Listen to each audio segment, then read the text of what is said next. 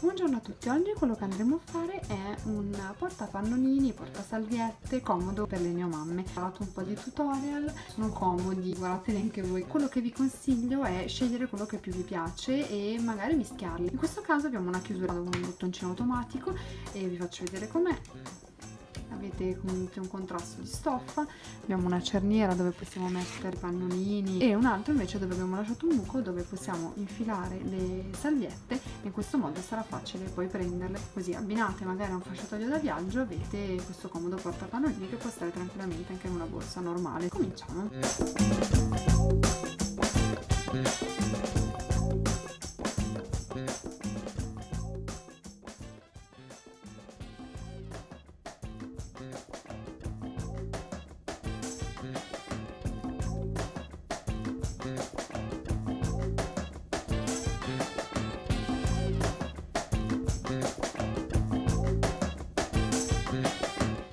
Cominciamo con il materiale. Abbiamo due pezzi di stoffa di quelli grandi, poi vedete le misure all'inizio, stoffe diverse se volete ma anche uguali, non cambia niente, due pezzettini piccoli che serviranno per fare la chiusura e tre pezzi per le tasche, due della stessa stoffa che è uguale a quella dell'esterno e una della stoffa uguale a quella dell'interno. La prima cosa che andremo a fare è mettere la teletta adesiva all'interno delle varie stoffe. Mettiamo quindi la teletta, quella più grande, sopra la parte che andrà in esterna. La teletta adesiva, se non l'avete mai messa, ha una parte lucida e una parte normale. Ovviamente la parte lucida è quella che ha la colle, quindi va messa a filo della stoffa all'interno, chiaramente.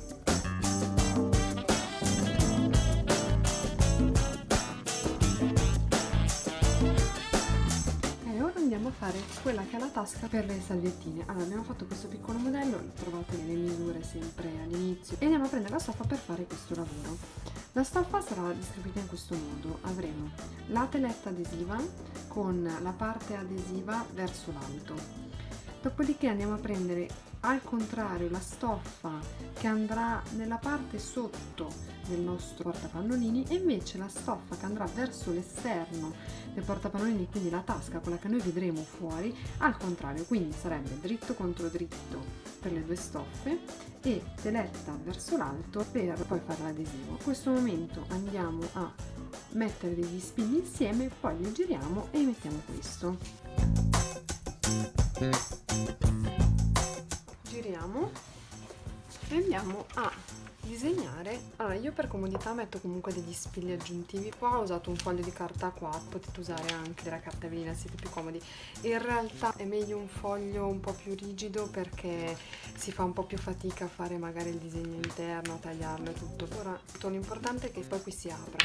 Usate una matita per stoffa, fate il bordo.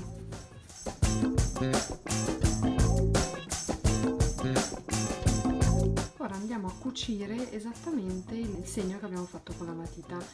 Il risultato sarà questo anche qua sulla teletta. Ora tagliamo all'interno lasciando comunque una parte, non tagliamo proprio a filo e poi vedremo come fare la piega.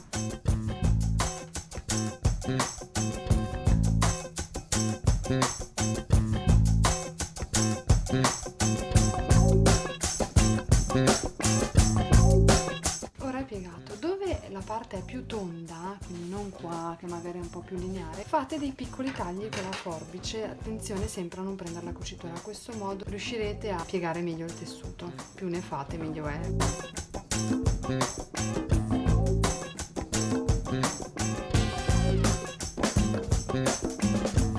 Ora togliamo gli spilli,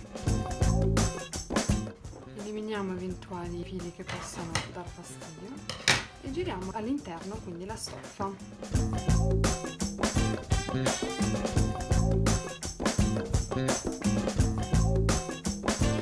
Questo è più o meno l'aspetto che avrà la stoffa e passiamo al ferro da stiro. Qua è la parte adesiva, avrà l'attacco sulla parte che ci interessa. Quindi per prima cosa passate bene l'ovale e poi fate bene aderire la teletta adesiva. questo è il risultato.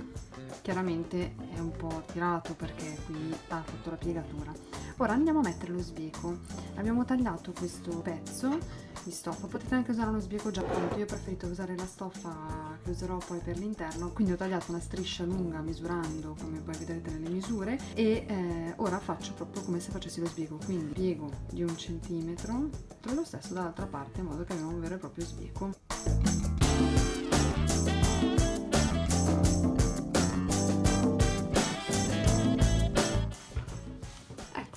Finito la prima stiratura. Ora quello che dobbiamo fare è fare un'altra stiratura. Questo in realtà potete farlo anche dopo quando cucite, però io ve lo consiglio prima perché è comodo. In caso se avete una stoffa come questa che ha le righe, se state attenti quando fate questa piegatura poi dopo verrà preciso, ma è una scelta coi pois non avrei avuto questo stesso problema. Ok, quindi abbiamo fatto lo sbieco, facciamo un po' di pulizia e lo applichiamo alle tasche, quindi lo cominciamo con la prima tasca, ovviamente quella delle salviette. Vi consiglio di applicarlo nella parte dove è rimasta un pochino pulita, come vedete qua fa una curva, quindi se lo applicate qua rischiate che poi sia un po' tutto storto. Ci sono vari modi per applicare lo sbieco, potete usare un piedino per sbieco, che in questo caso vi sconsiglio perché è molto corto e fate un po' fatica, oppure potete cucire prima questa parte e poi rivoltarlo. Un tentativo invece che potete fare è cucirlo direttamente qua. Tagliate eventuali telette aggiuntive e lo fissate con gli spilli e cominciate a cucire. Prima di cucire lo sbieco, quello che consiglio di fare vedendo una stoffa di questo tipo che si sfilaccia è fare un contorno a zigzag, perché così in questo modo riuscite a fare in modo che non si sfilacci dopo. Sarà questo. Come sempre lo so che lo vedete poco perché è bianco su bianco, però dai, bene o male si vede. A questo punto, come vi ho detto prima, decidete da che parte far andare lo sbieco e lo sistemate. Considerate che a seconda che lo mettete di qua o di qua non cambia, lo sbieco è quello che deve stare verso l'interno e procedete.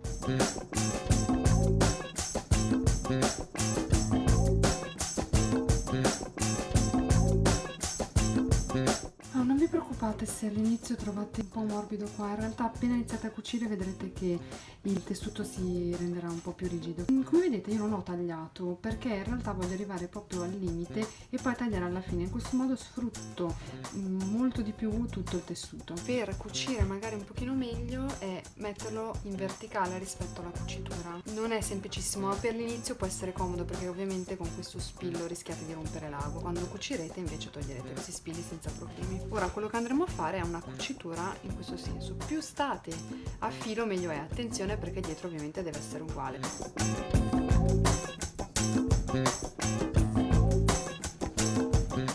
Allora ovviamente il risultato sarà questo, tagliamo lo sbieco in eccesso che poi useremo dopo per le altre cose. State attenti ovviamente a non tagliare la cucitura, se anche succedesse tanto poi la copriamo con la cucitura quando gireremo il lavoro, però se riuscite a non tagliarlo è sempre meglio. Ora continuiamo a mettere lo sbieco sull'altra tasca, che sarà questa, e su quella che sarà la cerniera. Ovviamente qua è una cerniera molto lunga, ma siccome sono di quelle che ti misuri tu come vuoi, la mettete a filo e poi la tagliamo. Lo sbieco andrà messo sia sulla parte della tasca sia sulla parte della cerniera, quindi lo applichiamo e dopo uniamo la cerniera con la tasca. Sempre vi consiglio prima di mettere lo sbieco di fare il bordo con lo zigzag. Per mettere lo sbieco sulla cerniera suggerisco di usare il piedino per le cerniere, vedete, perché ha il buco è vicino e potete metterlo qua o qua a seconda di dove mettete l'ago.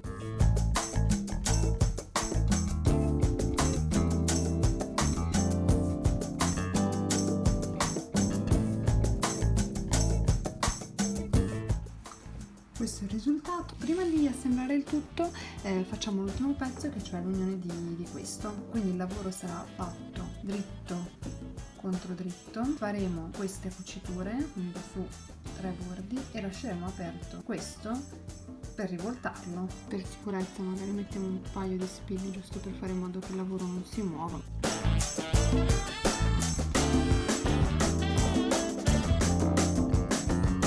Ora andiamo a togliere tutti i fili in eccesso e soprattutto andiamo a tagliare, se vogliamo, eventualmente un pochino l'angolo in modo che nel girarlo non ci dia fastidio.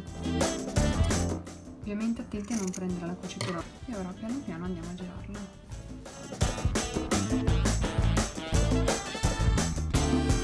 Far uscire bene gli angoli, se c'è spazio potete usare un attimo la forbice ovviamente dalla parte tonda. C'è chi usa anche l'ago, però io ho sempre paura di rovinare il lavoro. Ora cerchiamo di assemblare il tutto. Abbiamo il nostro pezzo per le salviette, la nostra tasca semplice e i nostri pezzi più grandi. Allora, noi abbiamo detto che io voglio fare l'interno con le righe e quindi metterò questo, mentre le tasche e poi l'esterno li farò con la stoffa pois. Se non coincide esattamente la stoffa non preoccupatevi, perché ovviamente cucendo, riducendo con le zigzag si riduce. Ora, questo lo vedete così. Qua abbiamo detto che vogliamo mettere la cerniera. Ok, l'aspetto quasi finale è questo, dove questa tasca è libera perché la cuciremo dai 3 lati. Questa invece l'abbiamo cucita, quindi in questo modo vedete la cerniera è libera.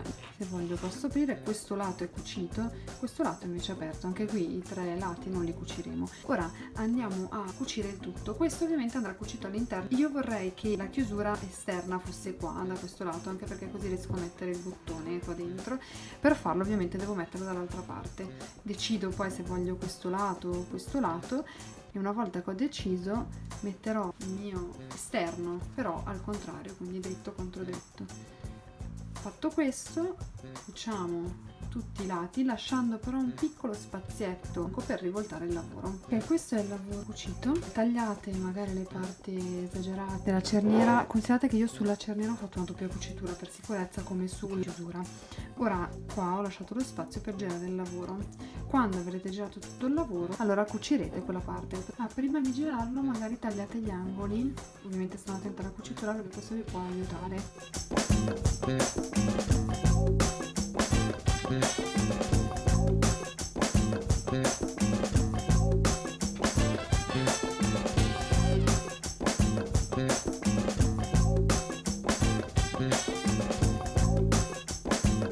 Come sempre qui vi aiutate se volete con un ago, con uno spillo, con la forbice dall'interno. Qua per aiutarvi potete usare l'apertura della cerniera.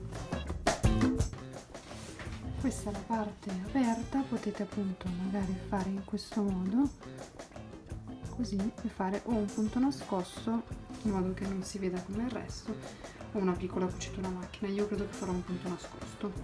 Andiamo a mettere i bottoncini. Allora, io ho comprato questi Amazon con 12 euro, avevi tipo 50 diversi bottoncini, avevi anche il kit di montaggio. Il kit vi è rilasciato con delle istruzioni che in ogni caso trovate anche su internet, molto semplice. Ora vi faccio vedere come si mette. Quello che dovete fare è avere un punteruolo di questo tipo, la pistola e scegliere il colore del vostro bottone.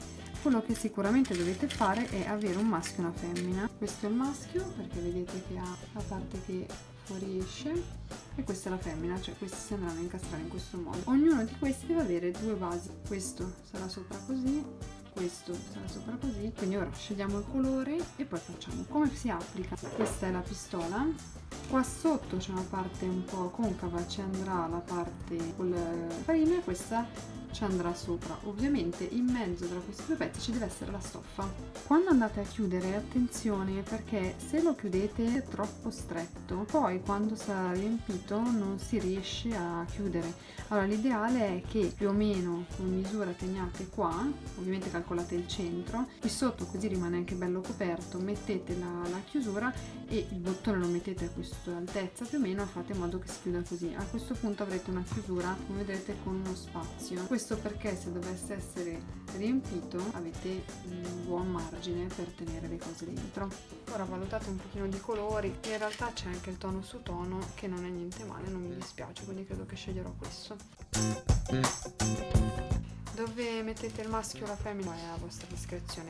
Col punteruolo bucate il centro e lo stesso farete dall'altra parte. Una volta bucato infilate questo. È più o meno 4,5, quindi è 2,20, più o meno siamo qua. Quello che vi consiglio è non bucate troppo vicino al bordo perché poi non riuscite a muovervi bene.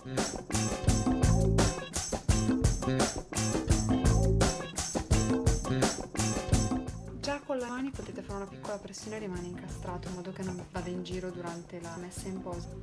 Poi fate una leggera pressione e il bottone è attaccato. Per sicurezza, se volete, potete prendere un pochino la misura, più o meno, come incidete.